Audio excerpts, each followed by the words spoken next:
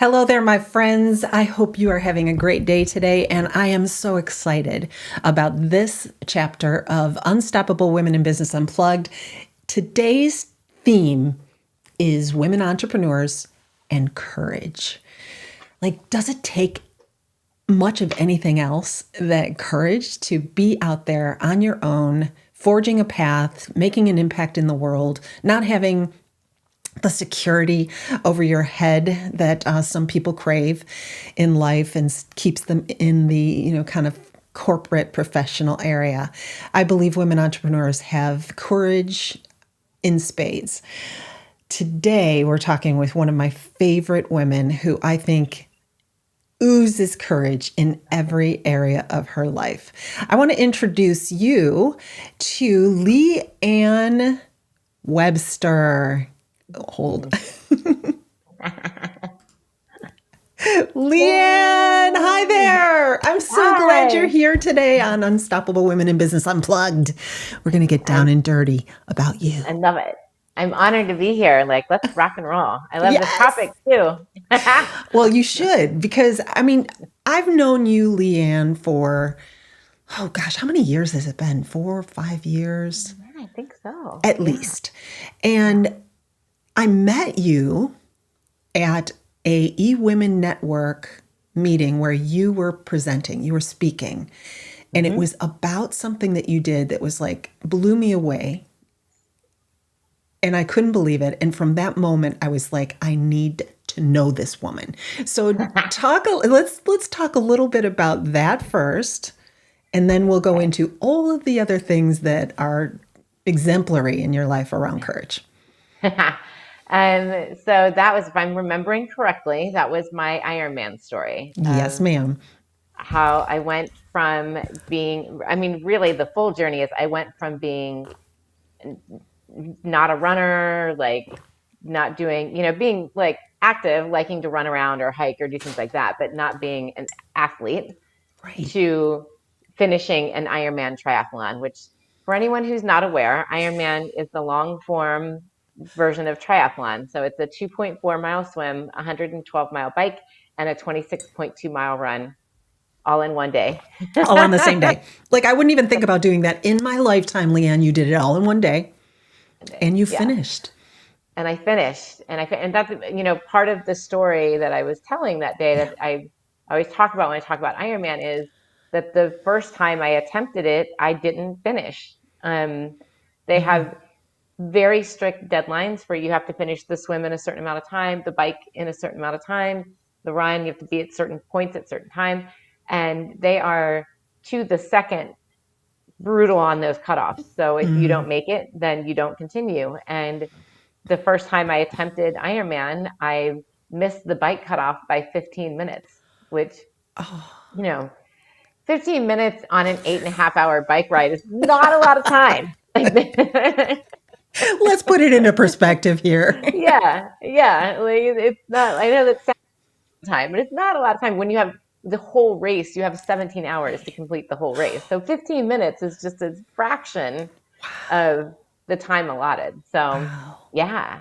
So I missed it and they wouldn't let me go on. They literally, while you're crying, you see somebody come out of the corner of your eye and they come and they take your timing chip off your ankle. Oh, that's harsh. They don't let you go forward. Oh, that's harsh. Defect, reject. Oh my gosh. Exactly. Wow. Exactly. So how long did it take you to get back in the saddle and try it again? Well, I took a year off because I just realized I was tired, and it takes definitely 6 intense months, but it can take up to a year to train for that, just depending on where you're at when you start. Yeah. So I took a year off. I actually went nomadic for a year. I sold my condo. I got rid of 80% of my belongings. Pardon me. 80% of my belongings, and I went nomadic for a year. Lived out of a suitcase for an entire year. Which is a whole other story. Was that a reaction to not being able to, or was that already in the back of your mind that you were going to do this? It's certainly, that's an interesting question, because it was what happened. 2014 is the year that I attempted and didn't finish. And I was at this pivotal point in September 2014 where I was like, I had just put all this time, energy, money into this, wanting to make this achievement, and it didn't happen. And so my business was not doing well, because, and I had this guilt because every time I trained, I felt guilty that I wasn't doing my business. And then every time I did my business, then I felt guilty that I wasn't training. And so, but there was this idea that, well, it'll be worth it.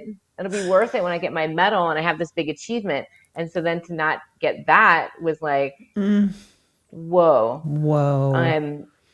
And so um, I ended up, I ended up going to this conference right within that time. And I saw this woman speak, Michelle Villalobos, who's an awesome woman. And I almost didn't go to the thing. And then it's like I saw her, and I had just been praying for this, someone to come help me with my business, someone to help me Mm. understand. I'm like, I'm Mm. smart. I just need someone to help me to figure out how to put this together. And I saw her speak, and it was like, aha, like this woman. So I had a conversation with her. I promise I'm answering the question, but We're just here chatting. No worry. No yeah. worry. Um, but I had a conversation with her, and she said she had just decided to go nomadic for a year. And she said, you need to work with a coach who's going to support you in doing like your crazy ideas. Like, and Hmm. instead of saying you shouldn't do Yes. that, say, how Why can you do not? that? Yes. Like, yeah. Yes. And so that kind of planted a seed in my head, like, oh, like going nomadic, that's interesting. And then it's kind of like it started sprouting roots. And then I realized I had, spent all this time building this business I could work from anywhere, Mm-hmm. and I never went anywhere.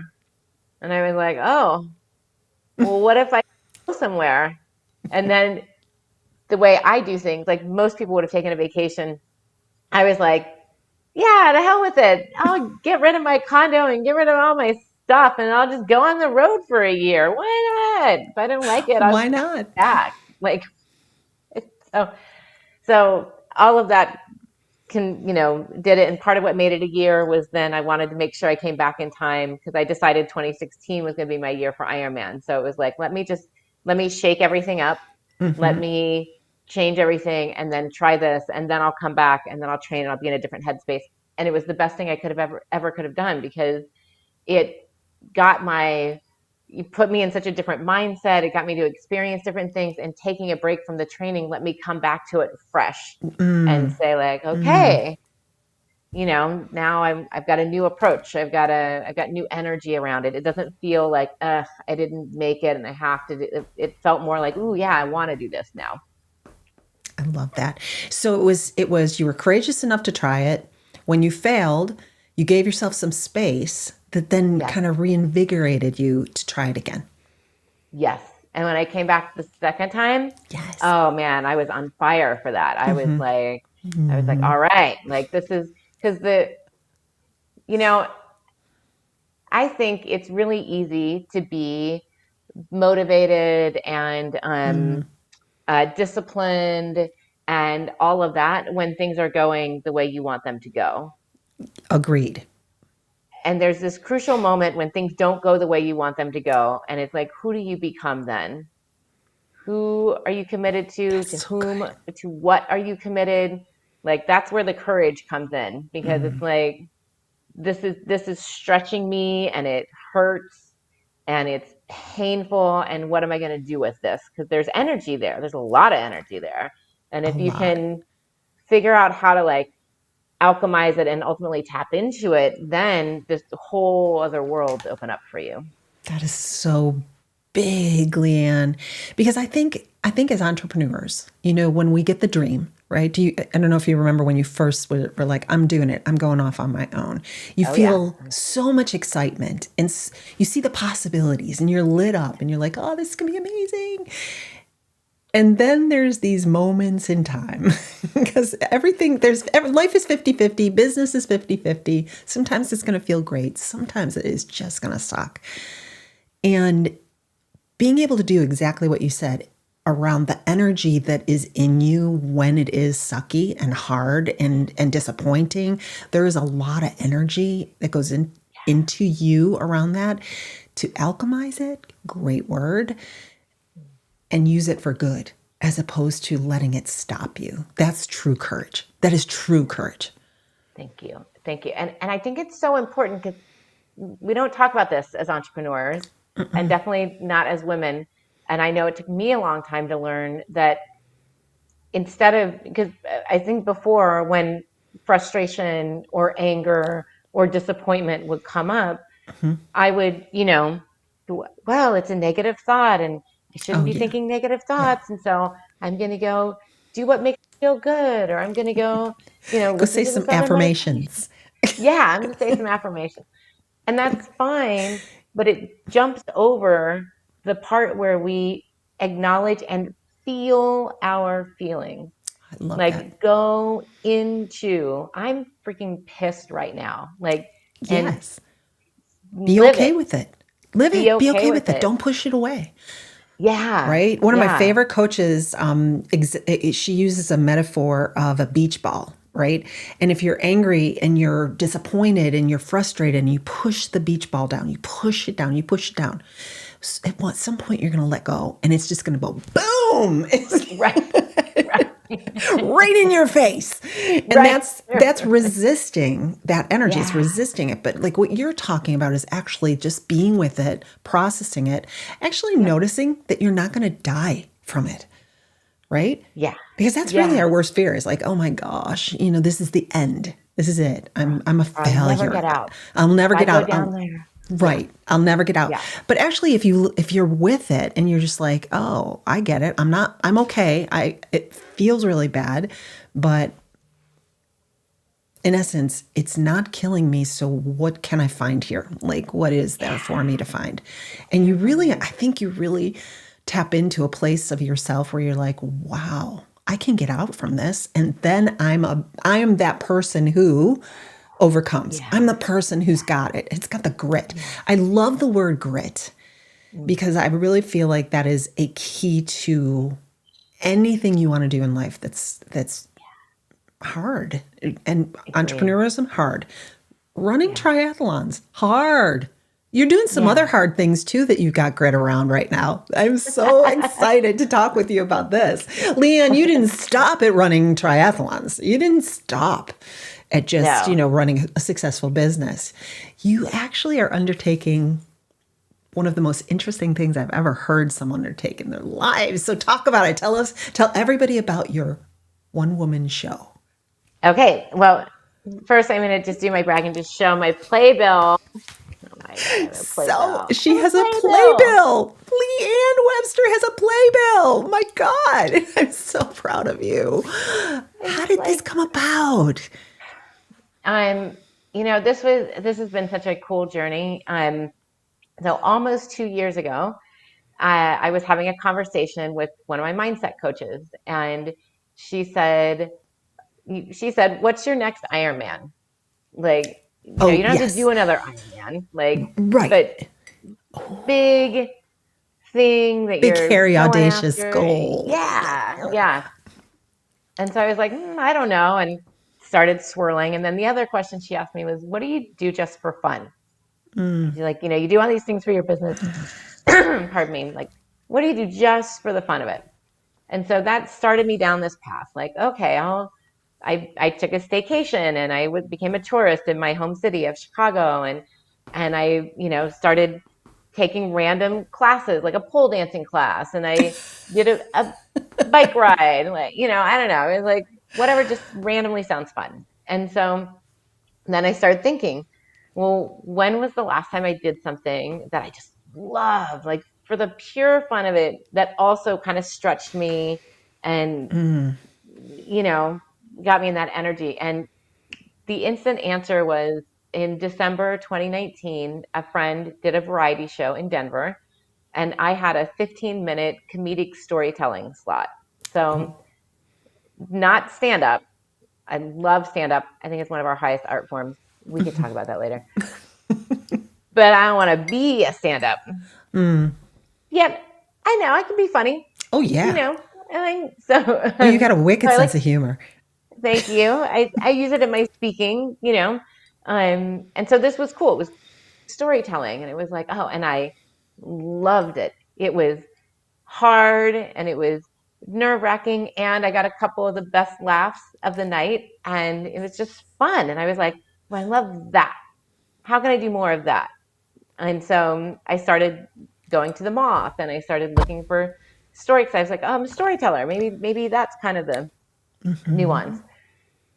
And then I literally woke up one morning, and it was like this thought just ran through my head. What if you created a one-woman show? And I was like, who, where, Who's talking what? to me? What the hell? Yeah. And through my life, people have often said, you're so brave, you're so courageous, you've overcome a lot. You've kind of came from nothing and you've built yourself into something, and you should write a book. And I've always said, yeah, like I'll write a book, but that didn't excite me to create in that way. And so when the one woman show thought crossed my mind, I was like, ooh, now that's interesting. And my immediate thought was, who do I know who's done it? And so I have 3 friends at that time. Now I've got more who had done their own shows. I know. It's weird. I hang Okay. with interesting people. You Anyway, do. You do. and so I called them, and I said, what did you do? And did you like it? And why? And just asked them all the questions. And about a month later, one of the women I called, because she had been thinking about putting together a program to help women create shows, because she had such a great experience. And so about a month later, she was like, hey, I kind of put something together. Check it out. And then she showed me this year-long program that she put together. And there were a few other people we thought would participate, but I ended up being the only one who like put the money down and did it. And because of her and that program, I now have a show that just debuted a few weeks Oh ago. my gosh. In Chicago, no less. I mean, this is not like, a little podunk town that nobody ever heard of. Leanne's got a one woman show in Chicago. Okay, now I'm totally putting you on the spot and you Yes, can say no, yes. but would you just give us just a couple minutes of the A one couple woman minutes. show? What do you think? Can you think um, of any particular piece of it where you could just kind of tantalize us? oh my goodness. Let's see. This is Well, true I'll tell courage, you. people. um, I'll tell you that. All right. You want to? I will go all out courageous if Awesome. you want me to. Okay. This is Be in character. wow. Okay. Okay. So, so the story centers around the fact that when I was very young, when I was almost 4 years old, my brother Daniel, who was 12 years old, got killed in a car accident. And and for years, my family didn't talk about what happened the day that he died, which was March 3rd, 1973. It was a day that started like many others. It was a spring Saturday in the Midwest. The 3 Webster boys were running around, riding their bikes. They were, hanging out with friends. The details are sparse because it's the early 70s. Kids just left home in the morning and had to be back before dark. No one had cell phones. Parents didn't know where their kids were. And so the around 6 o'clock that day, my brother Steve decided that he wanted to come home. He was done for the day. And my brother Jim decided he wanted to see one more friend before he left. And so he and Danny, the middle brother, decided he wanted to go with Jim. And so they set off, Jim and Danny set off riding their bikes down this really busy main street. Jim was out in front. He saw the car. He got out of the way. Danny didn't see it, and it hit him. A complete and utter accident. Now, I don't have a memory of, because I was 4, I don't have a memory of Danny dying, but I have a memory of what happened afterwards, because our lives changed in that moment. And I, as a 4-year-old little girl, ended up really realizing that I was alone at that time, because therapy wasn't an option for us. poor family in Mm-hmm. Southern Ohio in the 70s. We lived by the like shake it off motto, when you hurt yourself. And yet, many times I don't feel alone because I feel that Danny is with me often. And he has this really funny way of showing up. Pardon me. Um, like, so, and it's like when I need support, right? He'll show up. So one day, 20 years ago, I was struggling in my business, and I went to Staples, and there was this giant sign that said, taking donations for Daniel Webster Elementary School. Or a few years ago when I had a fight with my then roommate, and I went to Taco Bell, and because sometimes you just got to make a run for the border. And as I walked in, the cashier said, "Daniel, order for Daniel. Daniel here." Or on my 50th birthday, when I was having brunch with a friend, and we were trying to recruit the server to join our workout group, and so we had him put his information in my phone, and he listed his name as Messiah. And I was like, "Oh, that's a interesting name. Is that your given name?" And he said, "No, my real name is Daniel." But the way that he shows up most often is through song.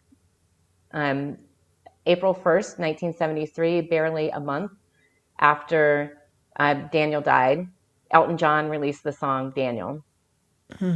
And I love the song. I feel like Danny sends it to me when he wants to connect. I hear it in hotel lobbies and restaurants and on the radio. And it wasn't a huge hit for Elton. It was, no candle in the wind. So it always feels like a message when I hear it. And the lyrics are extraordinary. Daniel, my brother, you are older than me. Do you still feel the pain of the scars that won't heal? Your eyes have died, but you see more than I. Daniel, you're a star in the face of the sky.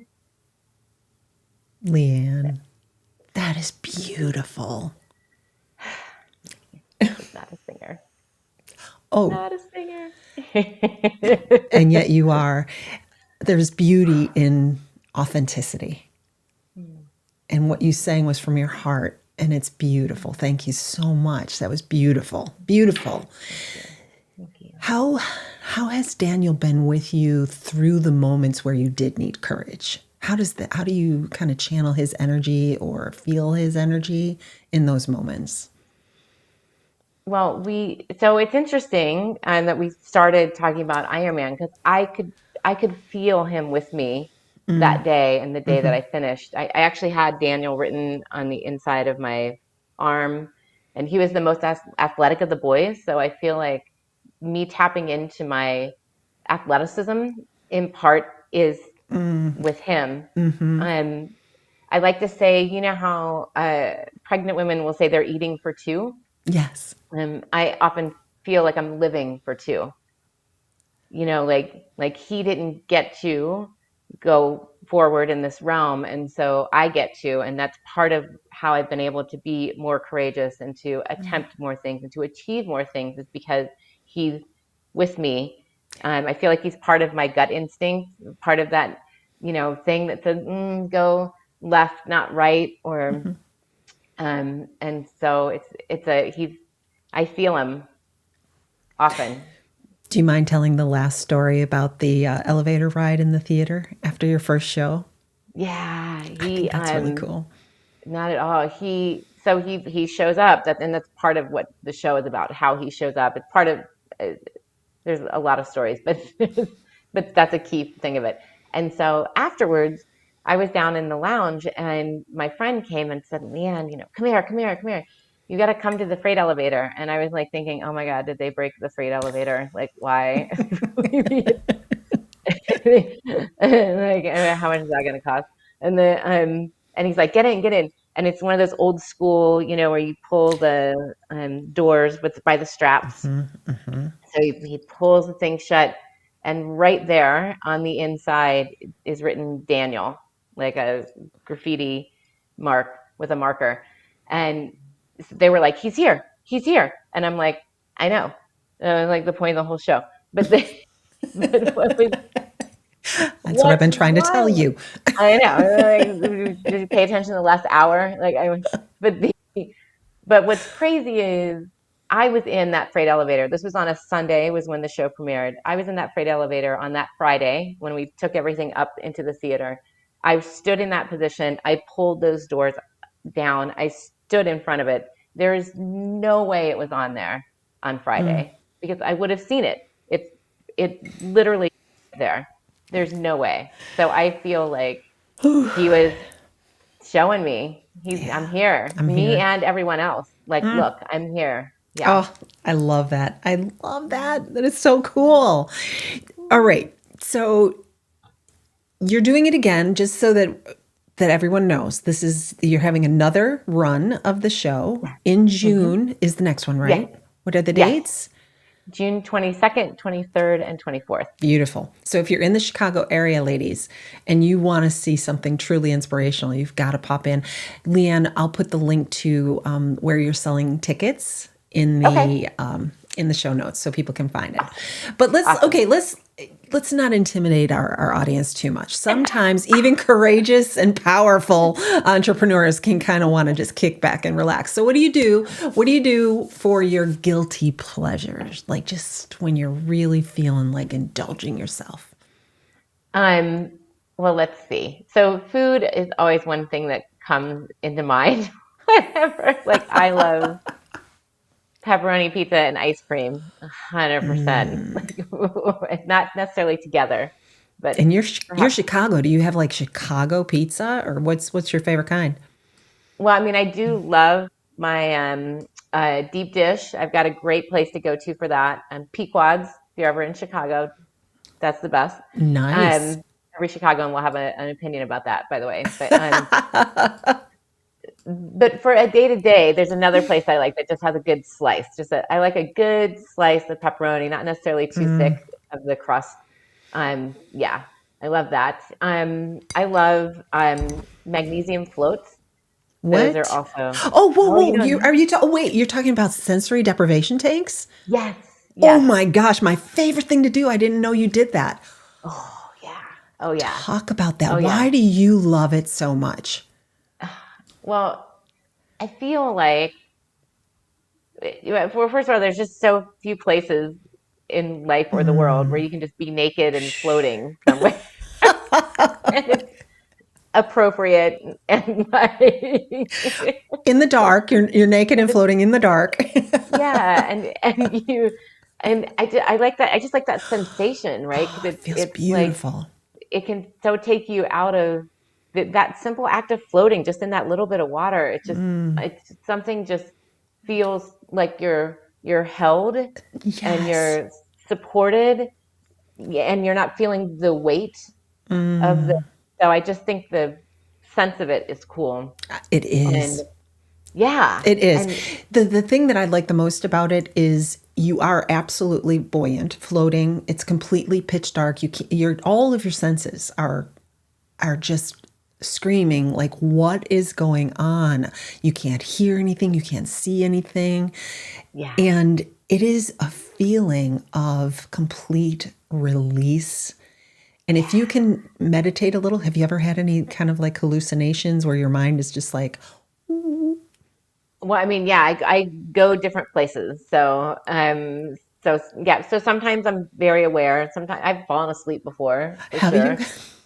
It's just so relaxed. And It is. then I feel like when feel like it's awesome is when you're in that kind of like in between Yes. world, Yes. where your mind is like it's almost like a dream, like a dreamy kind of state. It Yes. is. It's if hey, if you've not tried it, ladies, you have got to find yourself a place that does, 100%. they call them float tanks, magnesium Yep. floats. And that is actually the nice thing is that what's making you buoyant is the concentration of magnesium or Epsom salt Epsom salt. in the Yeah. water, Like, which is yeah. actually, if you are a runner, if you do anything athletic, or if you have stress, or if you just need magnesium in your body, it's just a beautiful therapy to do for yourself. That's what I say. The other benefit of it is it's great for your muscles if they're sore or just, many of us don't get enough magnesium. In fact, I started taking a magnesium supplement every night because I realized at one point I was low and that was Yes. um interfering a little bit with my sleep. And so yeah, it's just, oh, you'll be so calm. I love it. I love That's awesome. I love that you do that. that. And then my other favorite thing to do is I love, again, stand-up comedy. So I think laughing, I just love it. So I will go see comedy. I watch a ton of stuff on like Netflix or on, other shows or Yeah. I just I think it's our highest art form. So it's one of our purest. I'm going to say that, one of our purest. Okay, tell me why you think stand-up comedy is the purest art form. Because I can think of a lot of adjectives I'd use for it. Pure? I know, Not so not much. pure. Because there's no faking it. You are on that stage and you say something and the audience laughs or they don't. Immediate. There's no, yes, sure, there's, tricks you can do to, you know what I mean? Like you can fudge it a little bit for like a minute, Yeah, but yeah, you might get some gratuitous laughs, but otherwise you've got to perform. You've yeah. got to say something in a way that's going to touch people in a way that's going to get them to laugh. There's no faking it. There's no way around it. It's, yes, comedy is subjective and it's not like a piece of art. Sometimes, I look at a piece of art. Sometimes I'm like, well, I could have done that. Like, and it's worth $500,000. Like, how? Like, or movies like take so much like energy and effort and Yes. they're good and they're bad and some people like them or don't. Yes, comedy, it's real in the Raw. moment. It's right Yeah, there. yeah. It's raw and present. And if you can stand up in front of an audience and capture their attention and get them to not only Yeah. laugh, but the genius ones get you to think about something a little bit differently or get you to view something from a little bit of a different perspective. Yeah. You can do that. I think that's magical. Leanne, why do you think, because I'm tying this back to courage, it's probably, you'd have to be extraordinarily courageous to get up and do stand-up comedy. Why do you think so many stand-up comedians are troubled, right? And have committed suicide or, live lives that are really reckless? What's the Yeah. combination there? Well, I think there's a few things happening there.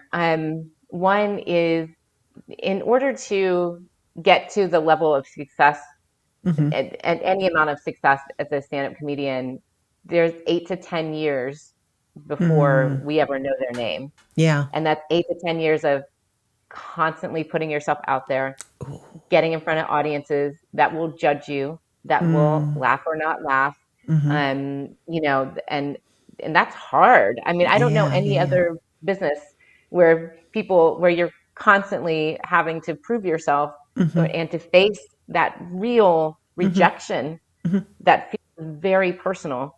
So yeah, it's yeah. years of that to even become successful, moderately successful as a Right. comedian. I think that's part of it. I also think, you know, comedians like they just have a little bit of a different way of looking at the world. They will find humor often in places where others won't or won't allow themselves to, Yeah. in dark things, in taboo topics. And I think kind of playing it sometimes in that energy for a long time or adopting what could be seen as like a cynical viewpoint, which is kind of a double-edged sword, right? It's kind of necessary in Right. order to get in there, but it can Right. also come back if you're not good at managing your emotions, your well-being, and all of that. It makes So, sense. Yeah, it does make sense. Hey, on a lighter note, I love to ask, do you have a girl crush on a woman entrepreneur or someone who you admire and wish to kind of absorb some of their traits? Yeah, I've got a major girl crush on Mel Robbins, Oh, I the love her. 5 second rule. Yep. And Yeah. we're only a couple months apart in age. And she also is a former attorney, as am I. Hmm. Um, she's a motivational speaker also. She's the highest paid motivational female You're speaker. practically twinsies. Right. I'm a little under her pay grade at the moment, but I'm a steal right now. Well, your rates are going to be going up now that you're, a performer on Chicago stages. So, but That's right. That's right. So yeah, so all those, but the thing that I really like about her is I feel like first of all, what she teaches is very simple. It's applicable in any mm-hmm, scenario. It's mm-hmm. very easy to understand and to implement, and I love things like that. But more importantly, on her, especially on her social media, I feel like sometimes um, the leaders or the people who are known, it feels very like I'm doing this because I'm supposed to do it in a certain way. It feels inauthentic and it feels unnatural and it Oh, feels like, oh, she's you'd never see me without my makeup on, or mm-hmm, you'd never mm-hmm. see me without the perfectly edited little thing. Exactly. Um, and it just doesn't feel real. And Staged, she very feels, staged in some yeah, ways. Yeah. yeah. Even when they're like, well, I was walking along and I saw you, and it's like, no, you weren't. No, you weren't. And you have your Don't. whole production crew around you. Right, right. Yeah, I was just walking down the street in my perfect makeup with this cameraman going with me. Like, what? Doesn't everybody like? Yeah. Um, I've seen her do like Oh, selfie videos on her iPhone on a plane, some and raw she's like and real stuff. she's showing how she like the trick with the ponytail holder where you put it around the loop it through the buttonhole and the button on your jeans so that way her gut can stick out while she's like traveling. That's fantastic. So she feels so if all of Yeah. that is staged, then she gets an Oscar, but it doesn't feel like that. It feels very real. I love it. She's definitely one of my top admired women in my life. And Yeah. I have to tell you about my Mel Robbins experience. You're going to die, Leanne. So I'm at a conference where she's speaking. She's a keynote speaker, and Okay. she's doing it virtually because it was Okay. just after the pandemic. And so the conference host asked me if I would MC the session with him. So I'm up on stage with the host. The audience is out there, a few hundred people. Mel's on the big screen behind us, and they're asking questions, and I'm kind of helping him moderate. Well, before we got started, he was like, do you have anything you want to ask Mel? And I was kidding because she had just come out with her most recent book. It was the one after the 5 second rule, and right now it's like do something. I just can't remember the name of it, but Mm. it had just come out. She was killing it, right? She was all over social media, and my book, oh shit, I'm in sales, was being released that week. And so I just went on and I went, hey, listen, Mel, if you wouldn't mind, could you just lighten up on, you're publicizing your book so that there's like a little room for little old me in my book? And I was just being funny. Yeah. And the woman went straight into, well, tell me what your biggest fear is about the release of your book. Oh. And I was like, are you kidding me? And so literally I answered her question, and she started coaching me hard on my mindset about my book. Now here I am, a sponsor of the conference. I'm supposed to be like this big, oh Right. yeah, I'm a big damn deal here, or not. Right. And now all these people are staring at me while I'm getting coached by Mel. And I'm like, I wanted, that like can I sink through the floor here, please? So then at the end of it, it was wonderful coaching. It was wonderful coaching, Yeah. as you would expect. But Yeah. she moves on, does everybody else. We get off stage. I couldn't have paid for that kind of connection with the audience, because everyone who came up to talk to me, it was like they knew me inside out. They respected the fact that I would be vulnerable up there and Yeah. really not just fluff. Like, like you were Right. saying, you can fluff things. Yeah. And it created a deeper connection than I could have ever done on my own without that particular. So everything happens the way it should. I have to thank Mel for that experience, but it was in the moment, Leanne, I was uncomfortable. Oh, I can imagine. I'm feeling you. I'm feeling you because I like to joke, so I would probably do something similar, and I would feel equally like, I didn't really mean it. Like I would, and what I love is, what I'm responding to from what I see from her, and what people were responding to for you in that situation is you were real. You Yes. were vulnerable and you were real. And you know what? Yeah, you kind of did it as a joke. And there's a part of you, I'm sure, that like what she uncovered Oh, was that's so real. interesting.